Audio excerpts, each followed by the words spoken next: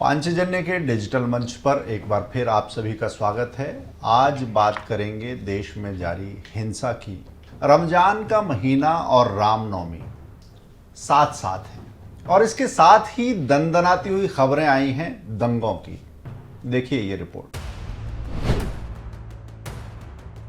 राजस्थान के करौली में 2 अप्रैल की शाम नव संवत्सर जुलूस के एक मस्जिद के सामने से गुजरने पर छत से पथराव हुआ। इसके बाद दंगे भड़क गए। आगजनी से लाखों की संपत्ति स्वाह हुई और पथराव में 20 लोग जख्मी हुए।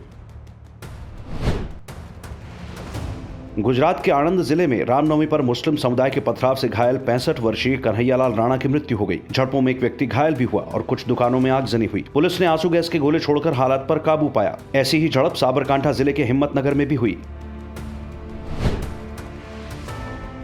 गोवा के वॉस्को कस्बे के बैना इलाके में रामनवमी जुलूस पर पथराव के बाद हिंसा भड़क गई। पत्थरबाज भागकर बैना मस्जिद में जा छिपे। घटना की रिपोर्ट दर्ज कराने थाने गए हिंदुओं पर भी हमला किया गया। उपद्रवियों ने वॉस्को पुलिस स्टेशन को भी नहीं बख्शा। झारखंड के लोहरदगा जिले के हिरही गांव में रामनवमी पर हुई झड़पों में 16 से ज्यादा लोग जख्मी हुए। 4 की हालत गंभीर है। हिंसा के दौरान 10 मोटरसाइकिलों और एक पिकअप वैन को फूंक दिया गया। इसके 3 दिन बाद लोहरदगा के ही सेन्हा थाना क्षेत्र के अरु गांव में कुछ मुस्लिम युवकों ने एक शिव मंदिर में घुसकर जबरन लाउडस्पीकर बंद करा दिया। कर्नाटक के कोलार जिले के गुलबगल कस्बे में रामनवमी शोभा यात्रा पर पथराव हुआ। प्रतिमा के साथ साथ यात्रा में शामिल 2 पहिया और 4 पहिया वाहनों पर भी हमले हुए। मध्य प्रदेश के खरगोन जिले के तालाब चौक इलाके में रामनवमी जुलूस पर पथराव के बाद हिंसा फैल गई। इसके बाद शहर के 4 दूसरे इलाकों में भी झड़पें शुरू हो गई। कम से कम 10 घरों को आग के हवाले कर दिया गया। इस दौरान गोलियां भी चली। हिंसा में एसपी सिद्धार्थ चौधरी समेत 24 लोग घायल हुए। बड़वानी जिले के सेंधवा कस्बे में रामनवमी जुलूस पर हमले के बाद कई स्थानों पर झड़पें हुई, जिसमें 2 पुलिस वालों समेत 7 लोग जख्मी हुए।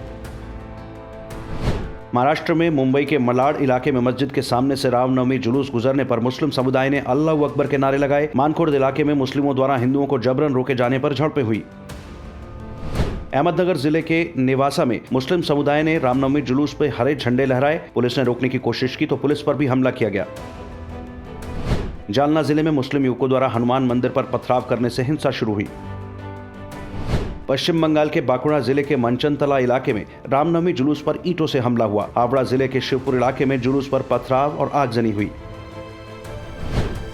दिल्ली के जहांगीरपुरी में हनुमान जन्मोत्सव शोभा यात्रा के दौरान मस्जिद से पथराव किया गया और गोलीबारी तक हुई। इस घटना में एक पुलिसकर्मी के हाथ में गोली लगी और कई लोग जख्मी हुए। कई गाड़ियों को फूंक दिया गया।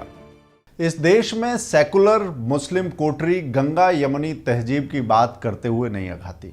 ऐसे में रामनवमी और रमजान साथ साथ आए तो माहौल अच्छा होना चाहिए था, बेहतर होना चाहिए था। गंगा जमुनी मेल मिलाप, सौजन्यता, कल कल छल छल उत्साह और ठहाके दिखने चाहिए थे। मगर इसकी बजाय दिखा क्या? उत्साह की बजाय उत्पात, ठहाकों की बजाय धमाके। ये क्यों गूंजने लगे?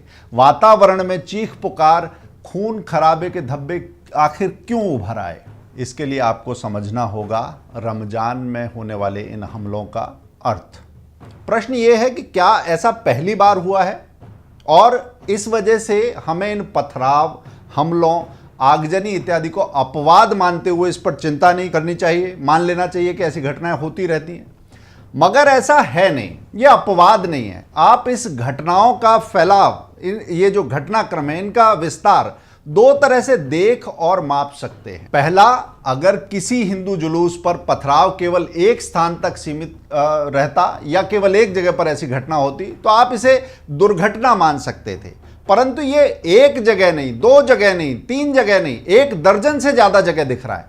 इसका मतलब यह है कि इन हमलों के कुछ स्पष्ट निहितार्थ हैं। किसी निष्कर्ष पर पहुंचने से पहले इस घटनाक्रम को देखने समझने की दूसरी कसौटी ये है कि क्या भारत से बाहर भी इस्लामी दुनिया में रमजान में हिंसक आह्वानों के उदाहरण आपको मिलते हैं और क्या इससे पहले भी ऐसे उदाहरण मिलते रहे हैं। ये दुर्भाग्यपूर्ण है, परंतु जी हाँ, इसके एक नहीं कई उदाहरण आपको मिल जाएंगे। जून 2018 की बात करें तो लश्कर तैयबा के फ्रंट जमात उद दावा ने मुसलमानों से अपील की थी कि वो रमजान के महीने में जिहाद छोड़ें। दावा के एक शीर्ष कमांडर और खुद को आतंकी हाफिज सईद का संदेशवाहक बताने वाले मौलाना बशीर ने यह भी कहा था कि एक दिन ऐसा आएगा जब भारत और अमेरिका में इस्लाम का झंडा फहराएगा और इसमें पीएम मोदी मारे जाएंगे। इस तरह की घटनाओं पर गौर करेंगे तो आप पाएंगे कि मुस्लिम जमात भी कई फिरकों, आतंकी तंजीमों में बटी हुई है और रमजान के दौरान काफिरों के अलावा मुसलमान एक दूसरे को भी निशाना बनाने से चूकते नहीं हैं।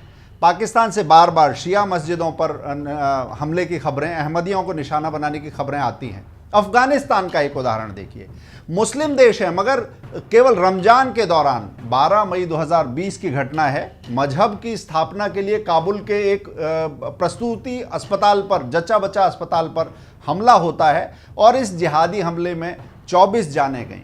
इसमें 8 तो वो बच्चे थे जिन्होंने अभी अभी इस दुनिया में कदम ही रखा था, कुछ माएँ थीं जिन्होंने अभी अभी बच्चे को जन्म दिया था, या कुछ ऐसी माएँ थीं जो बच्चों को जन्म देने वाली थीं, कुछ नर्सें थीं जो बच्चे पैदा करने में इन माओं की मदद कर रही थीं। ये सब इस हमले में मारे गए। रमजान के दौरान हिंसक घटनाओं का इतिहास और वर्तमान परिदृश्य का विश्लेषण करें तो ये विश्लेषण बताता है कि रमजान में होने वाले कोई इक्का दुक्का अपवाद हमले नहीं है और ना ही ये हमले स्थानीय प्रकृति के हैं। यानी दंगों की ये कड़ियाँ रमजान से जुड़ी हुई हैं, आपस में जुड़ी हुई हैं, क्योंकि ये इस्लाम से भी जुड़ी हुई हैं। ये क्षेत्र विशेष की समस्या नहीं है और ना ही इस कालखंड में कुछ ऐसा है कि मुसलमानों को अचानक कुछ ज़्यादा दिक्कत हो रही है। कुछ लोग इसका प्रचार करने की कोशिश कर रहे हैं परंतु उनके पास इसका कोई आधार नहीं है, क्योंकि ये भारत के अलावा अन्य स्थानों पर भी हो रहा है और हर कालखंड में ऐसा होता आया है। मुद्दा थोड़ा जटिल है परंतु इसके लिए आपको समझना होगा आतंकवाद का मजहबी कनेक्शन। आतंकवाद के पीछे क्या कोई मजहबी प्रेरणा हो सकती है? जरा याद करें, मई 2018 कश्मीर की मुख्यमंत्री महबूबा मुफ्ती केंद्र से अपील करती हैं कि रमजान के पाक महीने को देखते हुए घाटी में आतंकवादियों के खिलाफ सुरक्षा बलों के अभियान को रोककर सीज फायर यानी युद्ध विराम घोषित किया जाए। इस अपील को कैसे देखना चाहिए? जुमला है कि आतंकवाद का कोई मजहब नहीं होता, बार बार ये बात बोली जाती है, परंतु इस अपील के संदर्भ में जब देखें तो एक सवाल उठता है, यदि आतंकवाद और मजहब अलग अलग चीज़ें हैं तो फिर आतंकवादियों के खिलाफ अभियान को रमजान के महीने में रोकने की अपील का क्या मतलब रहा होगा?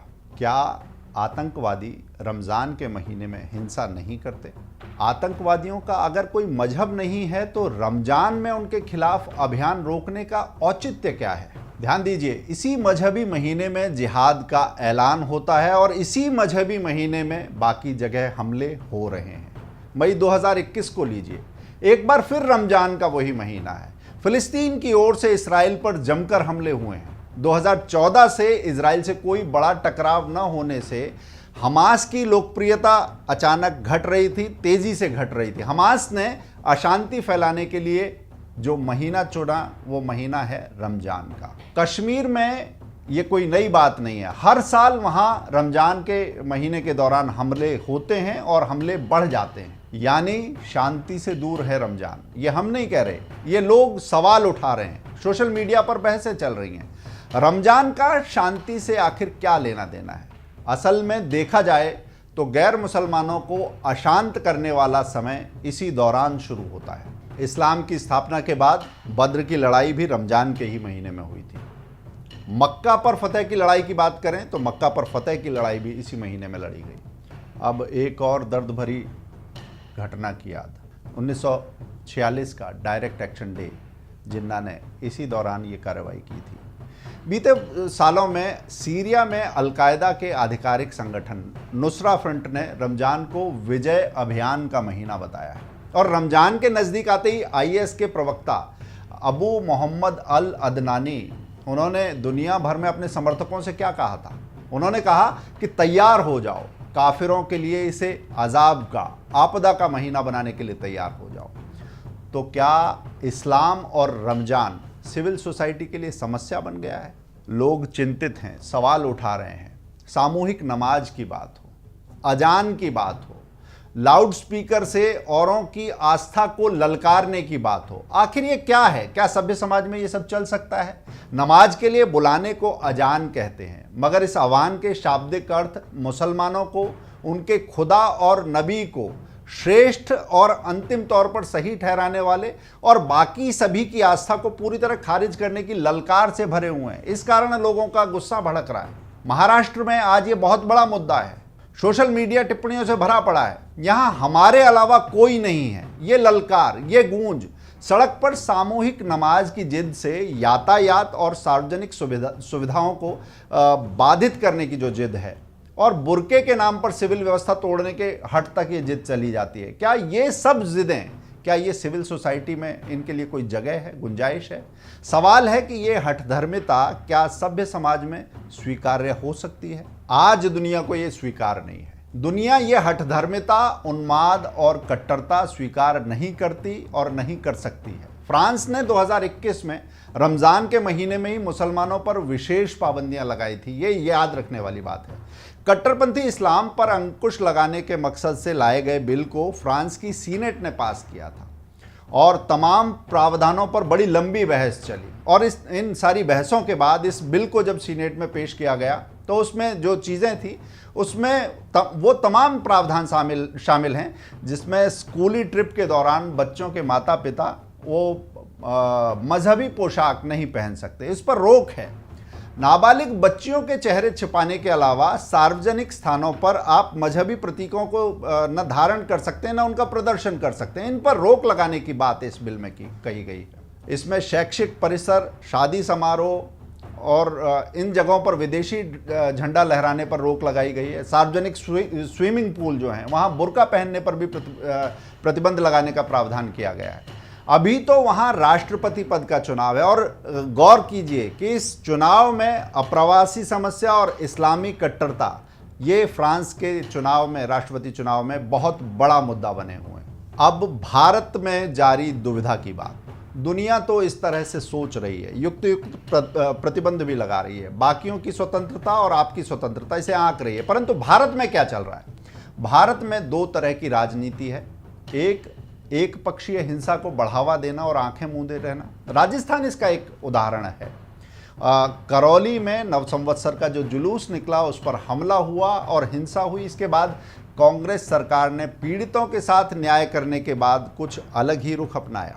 इसके फौरन बाद अभी महावीर जयंती की शोभा यात्रा पर जैन अल्पसंख्यकों की भावनाओं को ताक पर रख दिया गया। मुस्लिम कट्टरपंथियों के आगे अगर कहा जाए कि साष्टांग किया राजस्थान सरकार ने तो गलत नहीं होगा।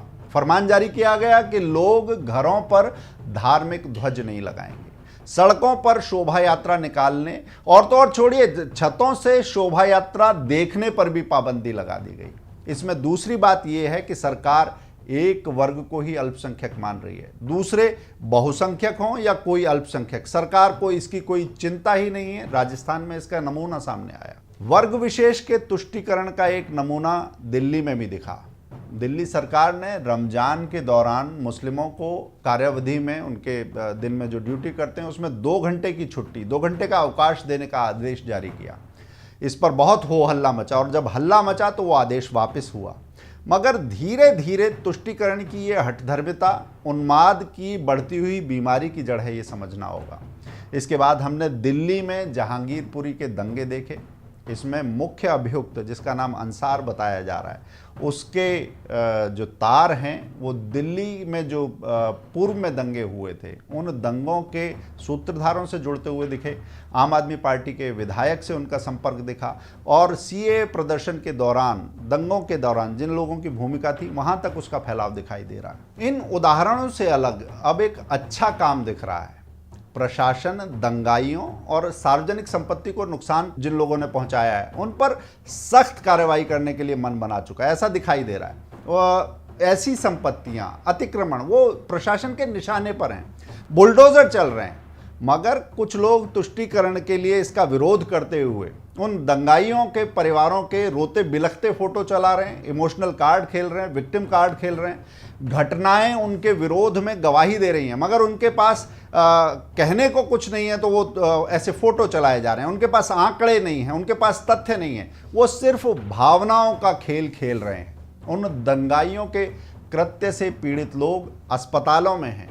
एक मध्य प्रदेश में एक नाबालिग बच्चा बहुत गंभीर स्थिति में, उनके परिवार बहुत सारे लोगों के नष्ट हो गए, कुछ महिलाएं लापता हैं, मगर तुष्टीकरण करने वाले इन सब पर ध्यान देने की बजाय भावनात्मक कार्ड खेल रहे हैं। और मीडिया का भी एक वर्ग इन खबरों को बड़ी बेशर्मी से परोसने का काम कर रहा है। सवाल है कि अगर तुष्टीकरण का खेल चलता रहा तो स्थिति क्या होगी, आज क्या है और आगे क्या होगी। हमने विभाजन झेला है, पाकिस्तान में अल्पसंख्यकों का क्या हाल है वो हमने देखा है, अभी भी देख रहे हैं। अफगानिस्तान का अंजाम कट्टरता को पोषने के कारण क्या हुआ वो हम सबके सामने है। जरूरी ये है कि सरकारें मजहब और पाक महीने की आड़ में होने वाले इन उपद्रवों के खिलाफ समय रहते सख्त से सख्त कार्रवाई करें। यह इसलिए ज़रूरी है क्योंकि सरकार का अर्थ ही है कि वो सज्जनों में यानी सिविल सोसाइटी में साहस का, आश्वस्ति का भाव पैदा करे, साहस का संचार करे, मगर इसके साथ साथ ही दुर्जनों में भय का विस्तार भी प्रशासन का ही काम है। बाकियों के लिए शांति और सुरक्षा की गारंटी सरकार और प्रशासन को से अगर नहीं होगी तो ये आश्वस्ति किससे मिलेगी, ये गारंटी किससे मिलेगी। यदि सरकार शांति की गारंटी नहीं देती तो बार बार इस तरह का उत्पात सहता हुआ समाज आक्रोश से भरता है, और जब ये बीमारी बढ़ती है तो कानून हाथ में लेने से लोग घबराते नहीं हैं, मजबूर हो जाते हैं। भारत में ऐसा हरगिज़ नहीं होना चाहिए, क्योंकि यदि ऐसा होता है तो ये चित्र रमज़ान के इन दंगों से कहीं ज़्यादा रक्त रंजित, कहीं ज़्यादा दुर्भाग्यपूर्ण होगा। आज की बात में इतना ही, फिर होगी अपनी बात।